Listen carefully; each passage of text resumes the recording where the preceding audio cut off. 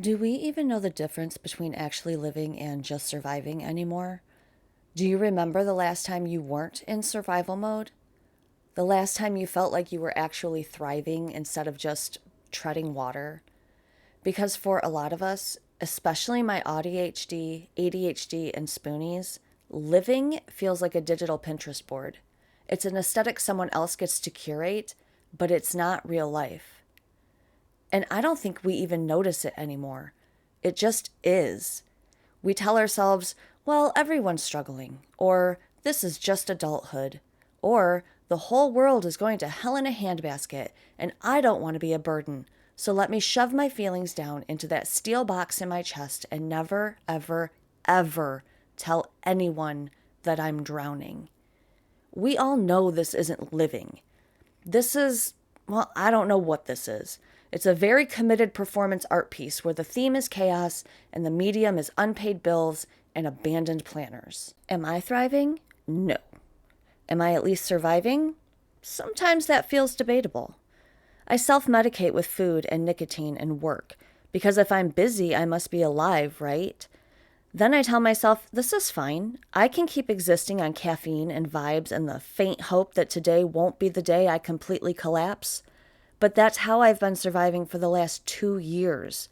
It's damn near becoming my safe space.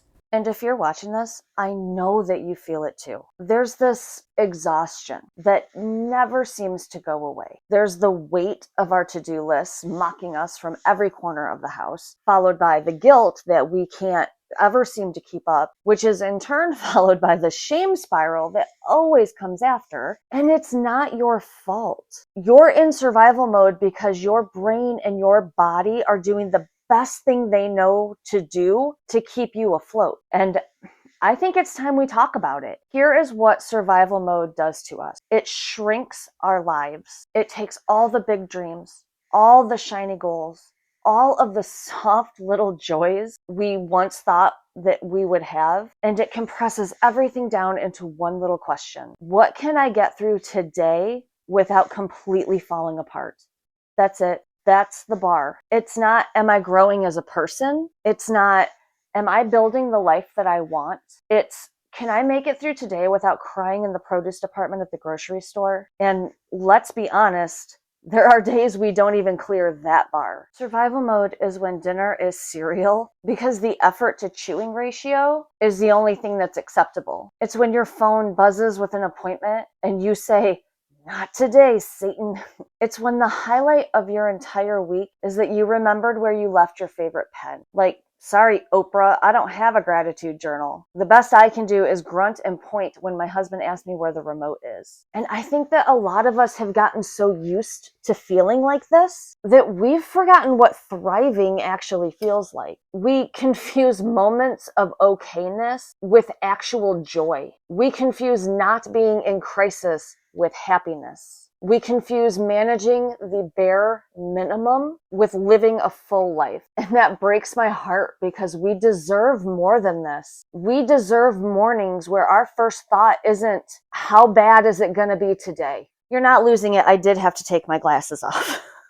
Wouldn't it be wild to wake up and not feel like a Sims character that someone left in the pool then took the ladder out? Imagine just living. I hear people do that. They meal prep and they file their taxes online and they're able to just go to the store and buy a new pillow without it being like an existential crisis. Meanwhile, for us, every day brings questions like, do I shower today or do I conserve my energy to go buy groceries? Do I answer this email or do I fake my own death and move into the woods and finally realize my dream of becoming a bog witch? Every single choice we make gets filtered through a lens of what will wreck me and what can I maybe get away with today. And sometimes the whole tower does come down, doesn't it? You think you've got everything handled, but you actually forgot to pay the electric bill. So now you're doing colonial cosplay by candlelight while Googling on your phone that's sitting at 10%, how long frozen chicken safe for? Survival mode turns everything into a super shitty adventure that you didn't sign up for. And then, there's the guilt that we talked about earlier. You scroll past those morning routine videos while you're just trying to dissociate from the world and they're just throwing it in your face that they're getting up on time, they're doing their yoga, they're drinking their disgusting green smoothies. And you can't stop yourself from thinking, I'm supposed to be a grown-ass adult and I can't even keep track of my underwear. But please let me remind you again, those influencers are not showing you their real lives. That is a curated highlight reel. They're showing the absolute best of themselves while we are out here living the director's cut. Our lives are that raw, unedited footage that never makes it to Instagram. Unless you're me, because I have no shame. But those people are making you feel like you're failing. When really, you're just playing by a completely different rule book. The kind of playbook that treats chores like an afterthought. Dishes don't just pile up, they multiply. Laundry lurks like it's sentient and actually plotting against you. You tell yourself, I'll get to it later, then later shows up like a debt collector, like, surprise, motherfucker. It's been 2 weeks and your house smells like despair. And the worst part, even when you finally tackle it, you finally get everything on your to-do list done, it doesn't feel like progress. It just feels like, congratulations, you made it back to 0. No medal, no prize, no gold star, just more work to do waiting in the wings. But here's the part of survival mode that no one ever talks about. If you are still here, then you have survived. You have survived every hard day, every bad thing, every meltdown, every pile of dishes, every panic nap, every abandoned planner page. You have made it through. And that means that your survival skills are so strong. Messy? Sure. Chaotic? Probably. But that's our vibe here. And we are strong.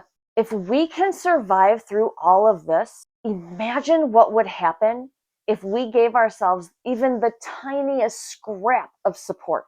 Thriving does not have to mean waking up at 5 a.m. every morning. Thriving for us can legitimately look like drinking water before our organs start screaming and rebelling against us. Thriving for us can look like always keeping our safe food in stock, like it is a crown jewel of the cupboard.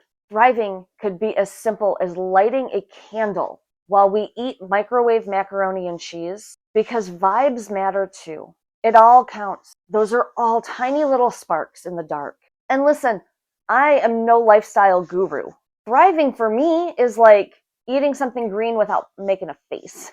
It might be getting to the bottom of the laundry pile and realizing I lived to tell the tale. Thriving does not have to look like the movies or the internet tells us it should. Because for us, thriving is scrappy. It's finding the loopholes in survival mode and saying, haha, not today, chaos. So if you feel like you're barely hanging on, you are not alone. And if you can sneak one tiny spark today, a glass of water, putting on a clean shirt, watching a TikTok, not to learn something, but just to laugh, that is a solid step forward toward rejoining the land of the living. Chaotically, imperfectly, rebelliously, but living. And listen, I am not going to be turning this into some kind of 10-step program. You know me better than that. If I had a 10-step program, step 3 would be cry in your car so your family doesn't see you falling apart. Step 6 would probably be panic, buy some Post-it notes. And step 10 would just be give up and watch Netflix till your legs go numb. That's why I'll probably never get a TED Talk. But I can tell you this, you deserve more than just survival mode. You deserve joy, even if it's tiny. You deserve peace, even if it only lasts until the dog throws up on the rug. Thriving for us does not have to look like it looks for everyone else. We can thrive in a way that makes sense for us. So whether you are thriving or surviving or, floating somewhere in between, please know that we're all in this chaos circus together. And somehow, some way, we are making it work. Badly, and sometimes barely, but somehow also brilliantly. And when society collapses, everyone's going to turn to us because we've already worked through every worst case scenario in our heads. And we will be the ones helping other people to survive because we are the fucking masters of the universe at it. Plus, we'll have all the Cheez-Its. I don't know why, but we will. Listen, please don't forget to push all those YouTube buttons for me and leave me a comment below about anything you want. You can leave me a heart emoji. You can leave me a middle finger. I don't care. It all helps the algorithm. I love you so much, and I will see you next time. Bye.